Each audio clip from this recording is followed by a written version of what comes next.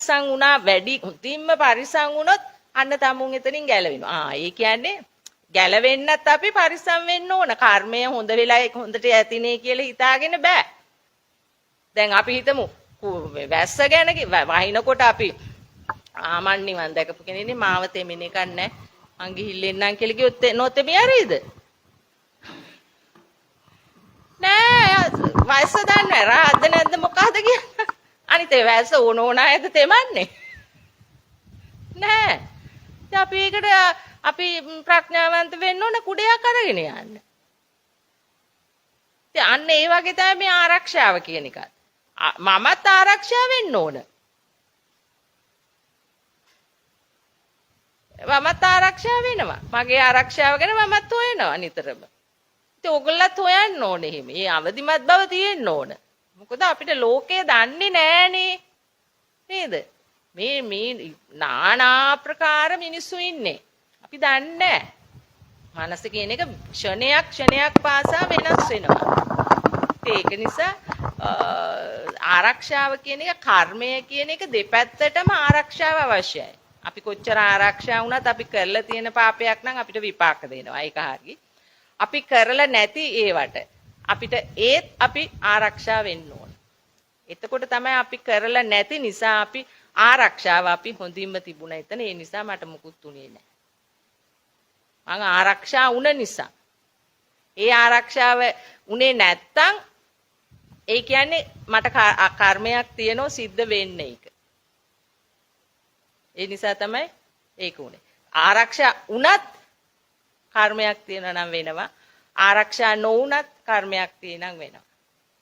එහෙනම් අපි ආරක්ෂා වෙන එක කෝකටත් හොඳයි නේ. ඒක නේද මේ බුද්ධිමත්කම කියන්නේ. ඥානවන්තකම කියන්නේ නේ. අනවශ්‍ය ප්‍රශ්නේ නැහැ. ලෝකේ විශ්වාස කරන්න බෑ. දැන් මට ඇත්තට මගේ තරුණ කාලේ වුණත් මම මේව දැනගෙන හිටියේ නෑනේ. අපිට කවුරුත් කියලා දුන්නේ නෑ. මම හිතන්නේ අදවත් කියලා දෙනවා ඇති කියලා. අදවත් අම්මලවත් කියලා දෙන්නේ නෑ මේ දරුවන්ට. පුතේ ආරක්ෂාවෙන් මෙහිමයි සමාජය හැටි මෙහිමයි කියලා. මොකද අර එහෙම එන්නේ නෑ කියලා දෙන්නේ. ඒව ඉතින් හිතේ සකස් වෙන්න එපා කියලා දෙන්න. ඒ ඥානයන් තියෙන්න එපා. ඉතින් අම්මා කියන එක්කෙනා බලාපොරොත්තු වෙන්නේ නෑ දරුවන්ගේ ආරක්ෂාව තමයි බලාපොරොත්තු වෙන්නේ. ඒගොල්ලෝ බලාපොරොත්තු වෙන්නේ නෑ කරදරයක් වෙයි කියලා. නමුත් එයාට ඥානයක් නෑනේ මේ. යථාර්ථය දකින්න ඥානය. මම දකින්න ඥානය තුල මම දකිනවා අපිට අපේ කර්මය මොන විදියේ වුණත් අපි ආරක්ෂා වෙයි. වෙන්න තියෙන නම් වෙයි. ඒක හරි. ඒ වුණාට මම ආරක්ෂා වෙනවා. කොතන ගියත් එහෙමයි. කතාව සම්පූර්ණයෙන්ම අනවශ්‍ය කතා අතාරින්න ඕන. අනවශ්‍ය අයත් එක්ක අනවශ්‍ය කතා බහවල් සම්පූර්ණයෙන්ම අතහැරලා දාන්න ඕන. තමුන්ගේ පෞද්ගලිකත්වය, තමුන්ගේ ජීවිතය ගැන ඒක කතා කරන්න අවශ්‍ය නැහැ. තේරුමක් නැහැනේ. නේද? හොඳ බුද්ධිමත් වෙන්න ඕන, ඥානවන්ත වෙන්න ඕන. තමුන් අනවශ්‍ය කතා බහවල් අනවශ්‍ය ගනුදෙනු තියාගන්න එපා. ඒව නිකාන් ජීවිතේ ඕගොල්ලන්ගේ මම අවංකවම ඇහුවොත් එක එක්කෙනා අත උසල කියන්න. ඕගොල්ලෝ කරදරේ වැටුනේම ඇයි? ඕගොල්ලෝ කවුරුත් කරදරේ වැටිච්ච නැති අය ඉන්නවද මෙතන? ඒ කියන්නේ හොඳ ස්වාමියෙක් ලැබිලා, හොඳ බිරිඳක් ලැබිලා, හොඳ ජීවිතයක් ගත කරපු අය ඉන්නවද? හිතනවා ඉතින් හොඳයි කියලා නේ.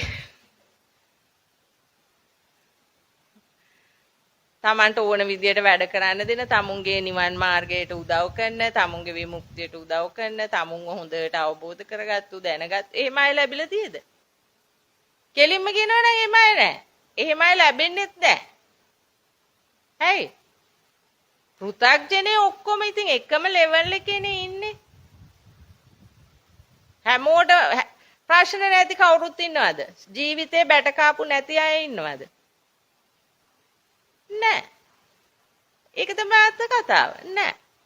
මොන පැත්තකින් හරි මොන හරි ප්‍රශ්න තිබිලා තියෙනවා හැමෝටම. ඔහොම ගියොත් තවත් තියෙනවා. එකතුත් වෙනවා. තවත් ප්‍රශ්න එකතු වෙනවා නේ. ලෝකය කියන්නේ ඉතින් ඒකනේ මම හැමිලාම දාන්නේ පෝස්ට් එකක් වුණත් අවුල් කියලා ලෝකය අවුල්. ඒ ලෝකේ අවුල් වෙලා තියෙන හිතන විදිය කැතයි. හිතන විදිය කැත නිසා ලෝකේ අවුල් හැම වෙලාවෙම. යහපත් නැහැ. මම විතරයි ඕගොල්ලෝ ගැන හරියටම යහපත් විදියට හිතන්නේ. මම විතරයි ඕගොල්ලන්ට ගෞරවය දෙන්නේ. ඒ මන් රහතෙක් නිසා. වෙන කෙනෙක් දෙනවද? ඕගොල්ලන්ගේ ස්වාමියවත් දෙන්නේ නැහැ. ඕගොල්ලන්ගේ බිරිඳවත් දෙන්නේ නැහැ. දරුවෝවත් දෙන්නේ නැහැ. මං විතරයි දෙන්නේ. හැම කෙනෙකුටම මං ගෞරවයක් දෙනවා. මොකද මං බලන්නේ නිවන පැත්ත ගැන.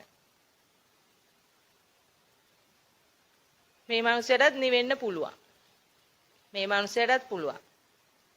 මෙයාගේ මෙන්න මේක මෙන්න මේ අඩුළු හුඬුකම නැත්තම් මෙයාට මෙන්න මේ හිත දකින්න බැරි මේකෙන් ගැලවෙන්න පුළුවන් නම් මෙයාට නම්‍යශීලී වෙනව නම් මෙයා හිත දකින්න මෙයා අනිත් පැත්තට වේගෙන් වැඩ කරනවා ඊට පස්සේ හිත දකින්න පුරුදු වුණොත් අනිත් පැත්තට යන නිසා තමයි මේකේ ප්‍රශ්නේ අනුසෝතගාමී වෙන නිසා මේක යන පැත්තටම මේ ගිහිල්ලා යන්න ඉඩ දීලා ඉන්න නිසා තමයි මේ සංසාරයක් නිර්මාණය වෙන්නේ.